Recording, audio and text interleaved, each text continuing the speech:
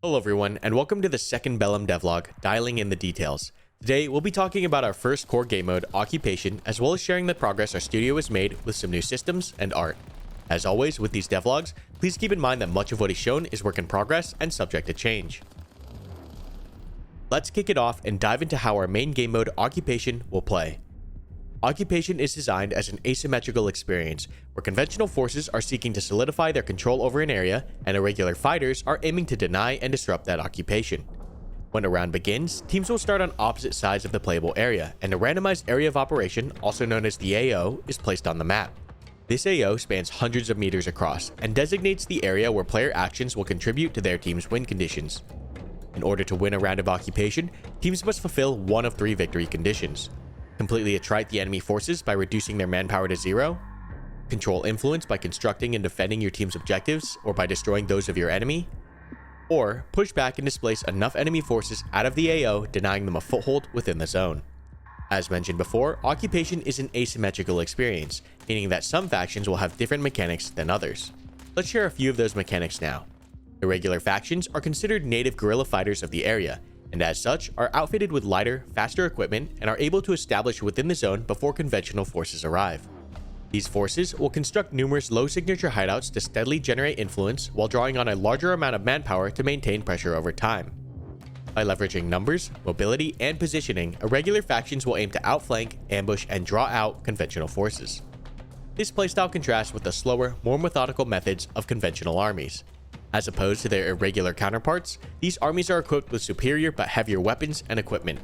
These conventional armies can only construct a single high-impact combat outpost, also known as a COP, in order to generate influence and are afforded less manpower than an irregular force. Conventional armies will attempt to establish a dominant position for their COP, supply and defend it from enemy attacks, and launch systematic patrols to seek and destroy irregular hideouts and forces. As we continue to develop Occupation and add more factions, we'll expand the depth of our win conditions and support symmetrical engagements in the future. Next, let's dive into one of my favorite new additions, the M240 and our first crew serve mechanic, belt linking.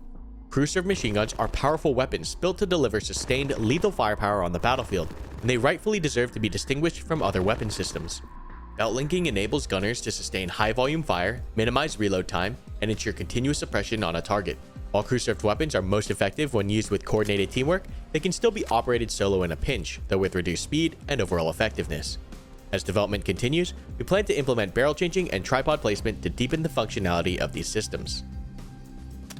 Now, let's get explosive. Demolition of enemy objectives will be a key task of the Occupation game mode, and as such, we wanted to deliver an authentic, explosive experience. Certain roles within Bellum will be equipped with demolition charges, and teams will need to find, clear, and destroy enemy objectives such as hideouts and combat outposts in order to deny the enemy influence. We're excited to share the first iteration of our Demolition System, with more types of charges and fuses coming in the future. We've also improved our M67 frag grenade animations and effects,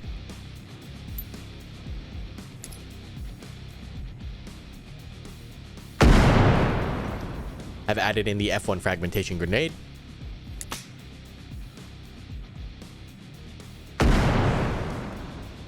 the RGD5 fragmentation grenade,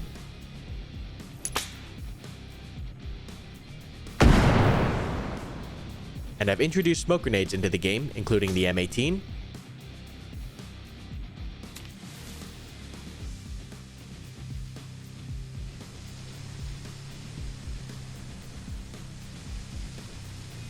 and the unique RGDM.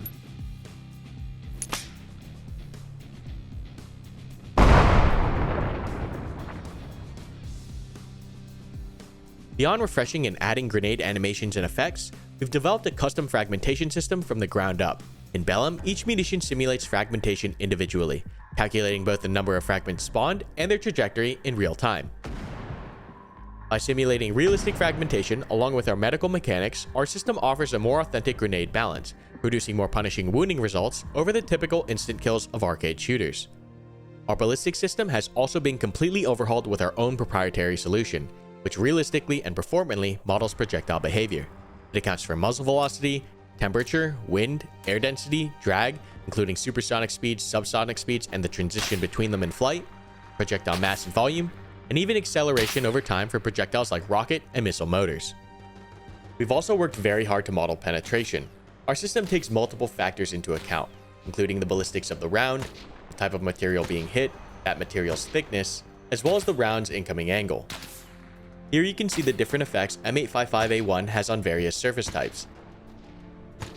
And of course, no next generation ballistic system would be complete without ricochet calculations.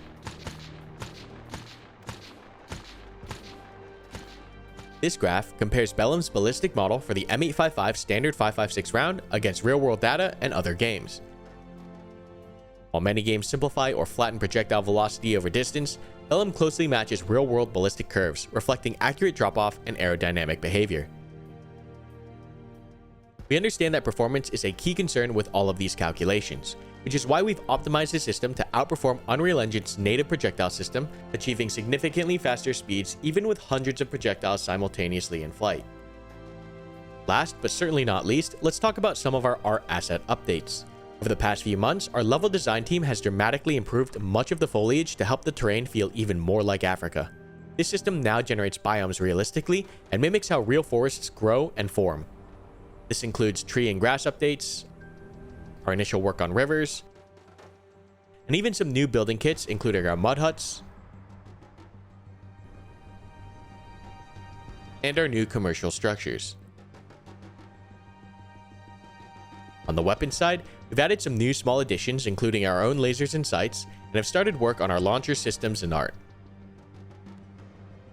Moving forward in the next few weeks, you can expect another devlog as well as some big announcements as we pick up tempo leading into the summer.